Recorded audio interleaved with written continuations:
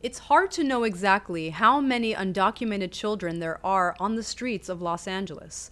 Estimates vary, but according to the data, the number is on the rise and is at least several dozen and could be over 100. Councilmember Mitch O'Farrell introduced the motion, asking the Los Angeles Homeless Services Authority to prepare a report on how to best help the undocumented children, and the council voted 13-0 in support of his request. According to his motion, there have been several reports about more and more immigrant children falling into homelessness once in the United States. The nonprofit organization Rescate wrote a letter in support of the action last week. That letter says that children awaiting asylum in the U.S. often face awful conditions, and local government can step up and do more to help. Several homeless advocates urged the L.A City Council Tuesday to do more to help the homeless. Homeless activist Tom Ralter. This city council has a pattern when it comes to homelessness.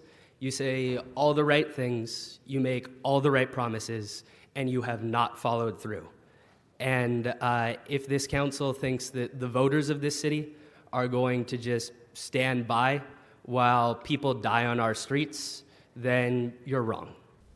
Activist Brooke Harrington told the council that despite more funding from taxpayers, the city isn't making homelessness enough of a priority. 3 years ago, we voted to give you $5 billion to address homelessness through Measure H and Proposition H, and with that money, you've only built 330 beds for the 58,000 people in this city experiencing homelessness.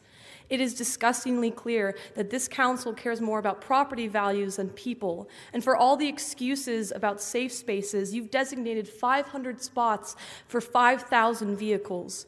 People are dying. Homeless deaths are up 76% in the last 5 years. 3,612 people have died in our streets during your terms, and now you want to take away their only source of shelter.